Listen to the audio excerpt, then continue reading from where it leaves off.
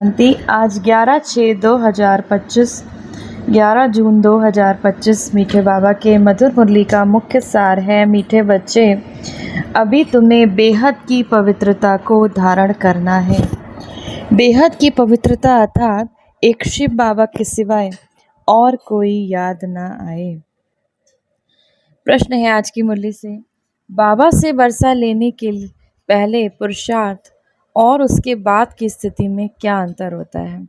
जब हम बाबा से वर्षा लेते हैं उससे पहले का पुरुषार्थ और उसके बाद की स्थिति में क्या अंतर होता है। उत्तर, जब तुम शिव बाबा से वर्षा लेते हो तो देह के सब संबंधों को छोड़ एक शिव बाबा को याद करने की मेहनत या पुरुषार्थ करते हो, और जब वर्षा मिल जाता है तो बाबा को भूल जाते हो।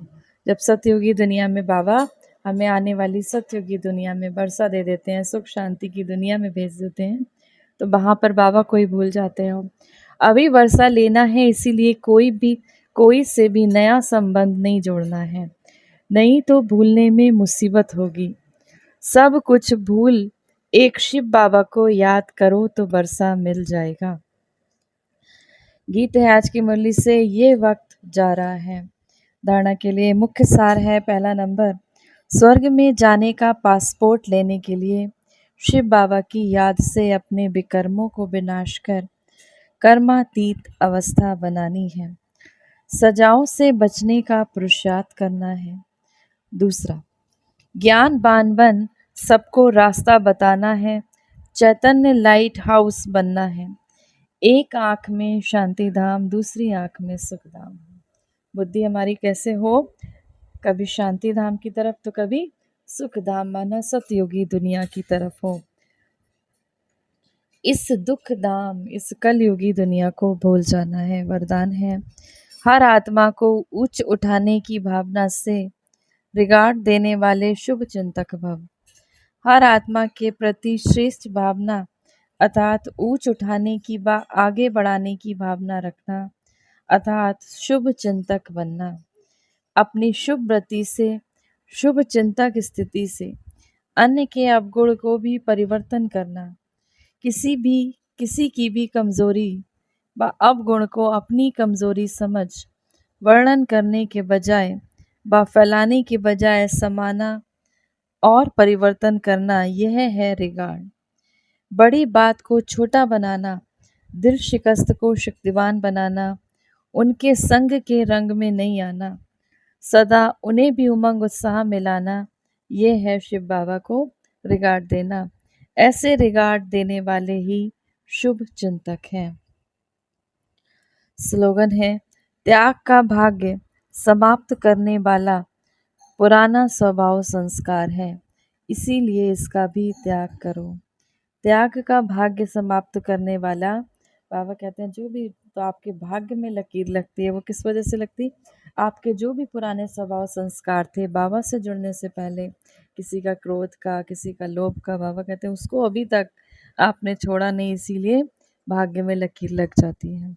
अव्यक्त इशारे, जैसे ब्रह्मा बाबा एकांत प्रिय होने के कारण सदा अंतर्मुखी रहे, मैं आत्मा हूँ ये पाठ पक्का किया, जिस कारण वे स्वयं भी सदा शांति और सुख के सागर में समाये रहे। अन्य आत्माओं को अपने शुद्ध संकल्प और वाइब्रेशन द्वारा, वृत्ति और बोल द्वारा, संपर्क द्वारा शांति की व सुख की अनुभूति कराते रहे। ऐसे फॉलो फादर बनो, ऐसे ही ब्रह्मा बाबा की तरह फॉलो फादर करो। ब्रह्मा बाबा को फॉलो करो, शिव बाबा को फॉलो करो। आज के मूल्य से सम्मान का अभ्यास करेंगे।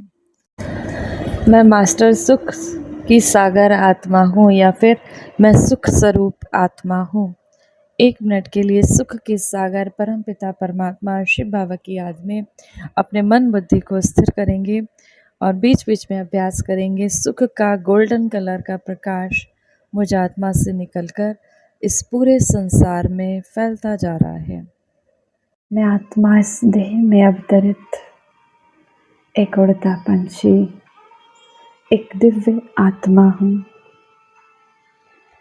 अपने उमंग और उल्लास के पंखों से उड़कर इस नश्वर देह को छोड़कर मैं आत्मा धीरे धीरे परम धाम में शिव बाबा के समक्ष उपस्थित हूँ। सर्वशक्तियों के मालिक सर्वशक्तिमान शिव बाबा के दिव्य शक्तियों से मैं आत्मा डबल लाइट का अनुभव कर रही हूँ, जिससे मेरी सभी समस्याएं, मेरे दुख, मेरी सभी परेशानियां समाप्त होती जा रही हैं। मेरी सभी कमजोरियां दग्ध होती जा रही हैं।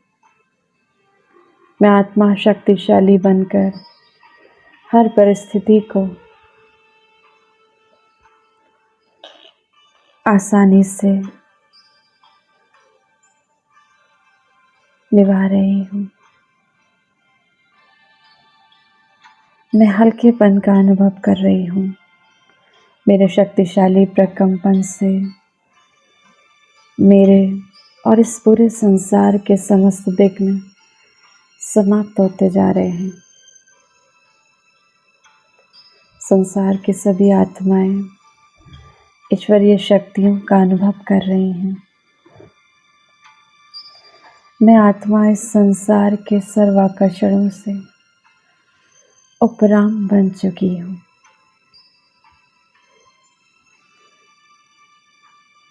अशरीरी अवस्था का अनुभव कर रही हूँ मैं आत्मा।